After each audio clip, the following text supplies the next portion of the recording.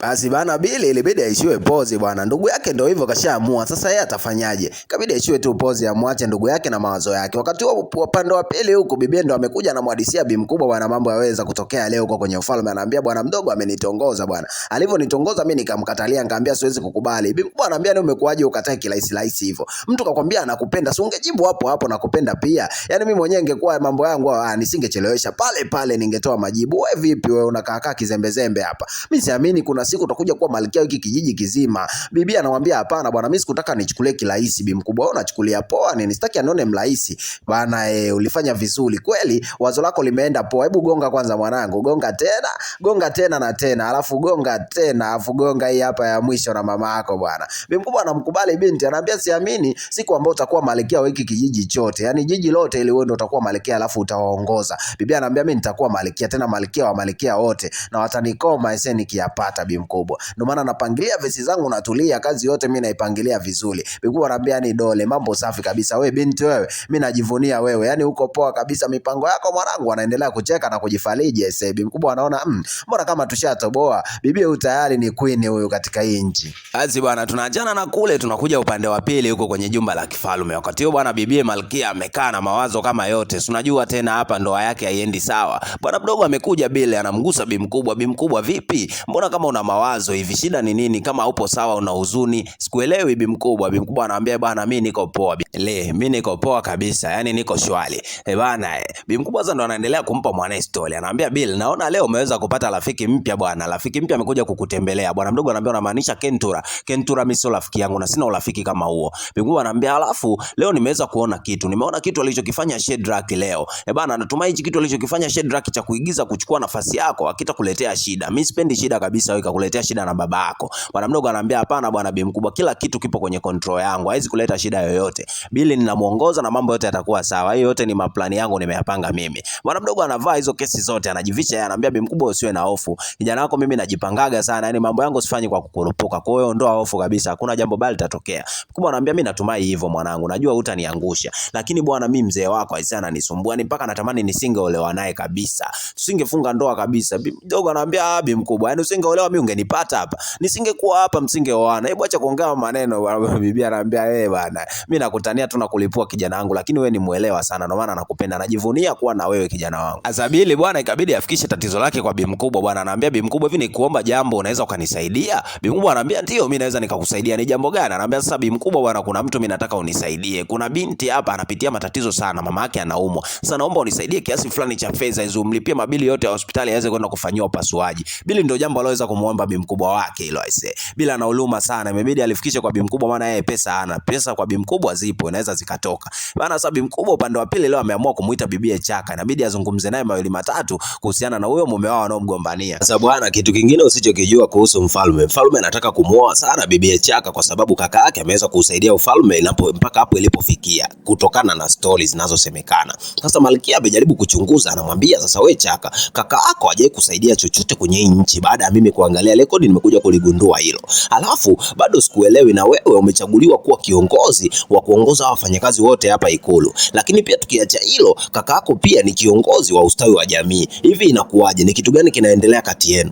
Bibi Chaka bwana anaendelea kujibu zalau na kujikubali. Anamwambia mimi hayo unayozungumza yote kwangu hayanihusu. Sijui utazungumza nini. Malkia kamaindi sana mwambia Chaka, unajua mimi nimekaa kimya kwa muda mrefu sana bibi. Nimekaa kimya muda wote na kuangalia. Sasa naona unataka kutumia huu kimya wangu nilionao ili kuweza kupata manufaa. Wakati hujui mimi kwa nini nimekukalia kimya. Kwa hiyo usitumie ukimya wangu kuweza kujinufaisha ukaona kabisa mimi ni mpumbavu nimekaa kimya sina akili. Natumia tu nidhamu kukuheshimu na ndio maana nikawa kimya. Lakini unachokitafuta safari nitakivalia njuga na nitakaa juu nitaota mapembe kwa sababu ukimya wangu unaona kabisa unataka utumie vibaya. Bibi anamwambia yani wewe siku zote tu hauko timamu. Alafu ninachotaka kukuomba leo naomba unisikilize vizuri. Yaani wewe kuchaguliwa kuwa malkia sio kwamba unaweza kunitawala na kuniongoza mimi. Unapaswa kulijua hilo. Kwenye hili jumba lote hakuna kuniongoza mimi sawa. Mimi najimudu na ninaweza pia kuongoza na mimi ni kiongozi vile vile. Kwa siku nyingine usije ukajaribu kunifokea hapa. Mama akajaribu kumpiga anamwambia hapana. Yaani hicho kitu sio cha kujaribu mbele yangu. Siku nyingine jaribu hata kunifokea nikuonyeshe jinsi unavyotaka kufanyiwa. Nitakufanyia uchafu wewe mwenyewe utakuja kuamini. Na kama unataka kubisha siku nyingine jaribu mpozi wewe. Pumbavu na mimi na sepa zangu. Bibi ameamua kumtemea machafu bwana. Ana nguvu kwa sababu mfalme anamsikiliza. Kwa anamjibu Malkia chombo anavyojisikia. Malkia amebaki hata amini. Sasa huu Malkia kwangu ni nini? Malkia ambaye siheshimiki. Bana, ingekuwa wewe ungekuaje? Hebu vaa viatu vya bibi hapo. Vaa viatu vya bibi Chimaima ambaye ni Malkia. Kitu kinachomkuta ise kwenye ndoa yake ni nini? Mama amechanganyikiwa, inabidi tu aondoke, haelewi jambo gani linaloendelea hapa. Mbona ananyanyasika alafu mimi ndo kiongozi? Naona hapana ise, inabidi nipeleke haya mashtaka kwa mwanaume wake. Kabidi apeleke bwana kwa mwanaume wake bwana. Anampa taarifa sasa, anamwambia bwana, mwanamke ameota mapembe. Yaani imefika wakati huyu kijakazi anafanya mambo ya ajabu. Wewe huwezi kuona ninachokiona mimi. Na ndio maana umekaa unaendelea kumlegezea mwanamke kwa sababu unamtakataka sana. Mwamba anamwambia nini? Unazungumza kuhusu nini? Mbona mimi sikuelewi? Alafu ni mara ngapi nikwambie kwamba yeye ni Malkia wa hii ikulu Nikwambie mara ngapi na nikueleweshe mara ngapi kwamba yeye ni Malkia? Bibi ndo anamgeukia anamwambia Malkia. Wewe unazungumzia kuhusu Malkia hapa. Mimi ni Malkia kweli? Eti Malkia. Malkia anaweza kuwa mimi? Unakaa kabisa hapo unazungumza mimi ni Malkia. Kwa nini hauoni mimi ninachokiona? Bibi ananifanyia vituko vya kutosha kabisa kwenye ile jumba. Ni kama mimi sio kiongozi wake. Kwa nini hauoni ninachokiona? Kama kweli wewe ni mfalme na mimi ni Malkia wako, kwa nini huwezi kuona ninachokiona mimi? Alafu unasema ni Malkia. Malkia gani? Na ni mfalme gani anaweza kumfanyia Malkia wake hivi vitendo vya ajabu ninavyofanywa kwenye ile jumba? Ina maana wewe uvioni kama mfalme na mimi ni Malkia. Malkia gani? Sina mamlaka. Nimechoshwa kabisa na huyu binti na sitaki kufanya naye kazi. Mtoe kabisa kwenye huu ufalme. Bana, wewe unadhani anachokizungumza mama hapo kinawezekana kwa mfalme? Asa mfalme anawaambia bwana, nisikilize kwa makini. Yule ni mfanyakazi na amefanya kazi nyingi kwenye ufalme. Wazazi wangu pia ambao wameshapita walimbariki na wakamkubali, wakamweka kwenye ile jumba. Sasa wewe unataka mimi nifanye nini? Unataka mimi nifanye nini? Nimfukuze hapa kwa sababu ya wivu wako? Yaani kwamba una wivu wako tu kimapenzi nimfukuze yule bibie? Wewe unaonaje na jamii itajisikiaje ikisikia hiyo taarifa? Unaona ni rahisi kulifanya hilo swala? Mfalme amezinda, mzee anakataa kabisa. Haya basi tuachane na kumfukuza. Kama uhitaji hata kumfukuza niambie. Je, utakwenda kumuoa? Utamuoa baada ya kuchaguliwa wewe kuwa mfalme? Sasa ushakuwa mfalme wa ufalme, utaendelea kuoa vijakazi wako, si ndivyo? Kama wazazi wako walivyokuwa wakifanya mwanzo na mababu zako. Ni kweli utaenda kumuoa? Huo ndio ukweli ninataka kusikia kutoka kwako. Niambie, nipe ukweli. Utaenda kumuoa au ni vipi? Sasa mimi bwana, ninachokishukuru, tumeishi kwa muda mrefu sana mke wangu. Mimi pamoja na wewe tumepitia mengi na umeweza kuyavumilia mpaka sasa bado uko hapa. Sasa unajua nini? Wewe achana na kumind haya masuala ya Chioma. Achana nao kabisa na usimind kabisa. Mimi niko busy sana na kufanya hizi shughuli za ikulu zenyewe zinanichosha. Kwa hiyo mimi hata sitaki usumbufu. Achana na mimi, achana na masuala ya kummind yule bibie. Umenielewa? Mwamba anaondoka aise. Bibie mpaka anapata tabasamu la huzuni. Yaani anacheka huku akiwa na hasira. Ushasikia unatamani kucheka, unatamani kulia, upo katikati. Ndio amemkuta mama, anaona hapana, ngoja nimfuate huko kwani bibie amemind. Sasa tunarudi upande wa pili huku, mimi napaita matesoni ni kwa chifu. Sasa kwa chifu huku bibie leo amekuja, bibie Neli amekuja kwa kuchelewa bwana. Sasa anaingia, mama ndo anamuita, anamwambia wewe mpuzi, njoo. Unadhani wewe unakwenda huko ni kwa babako unakuja kwenye ile jumba muda unaojisikia. Hapa ni kwenu. Unaona kabisa hili ni jumba la kuingia, unakuja muda unaojisikia. Wewe ni kwa babako hapa. Anasahau kabisa hata hivyo ni kwa babake kweli, ila unajua tu zile shuhuda anaongea maneno. Sasa bibi anamwambia nisamee mama, kwa sababu leo nilimpeleka mamangu hospitali ndio maana nimechelewa. Sasa mama yako kuumwa kwake na kwenda hospitali mimi kunanihusu nini? Mimi ninachotaka tu uje ufanye kazi tu hapa. Hayo mambo ya mama yako kuumwa na vitu vingine mimi havinifai na havinihusu kabisa. Akaendelea kumfokea, anafoka mpaka kamshtua chifu huko ndani, kabidi atoke. Anambia wewe vipi mwanamke? Mbona unafoka foka? Anambia si huyu bibie kijakazi hapa. Eti ametoka huko mama yake anaumwa, anakuja hapa anakuja kwa kuchelewa. Mwamba akamwambia hivi umeniambia kweli mama yako anaumwa umesema hapa? Anambia ndio anaumwa. Sasa wewe baadaye umfokee na wewe unaanza kumlebulebu hapo. Mwamba anambia kama mama anaumwa kweli itabidi nione kama kuna kitu cha kukusaidia. Ni kweli anaumwa kabisa? Anambia ndio anaumwa na tumbo, kwa leo ikabidi nimpeleke hospitali ndio maana nikachelewa.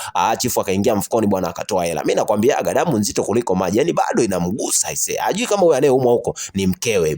Chifu haelewi chochote wala bibi haelewi chochote kama hawa watu ni biological parent, sawa? Sasa akaendelea hapo, bibi anamwambia asante sana chifu, nashukuru sana. Mama anaendelea kujikosha, anacheka cheka, kanamwambia hebu nenda kapige kazi kwanza.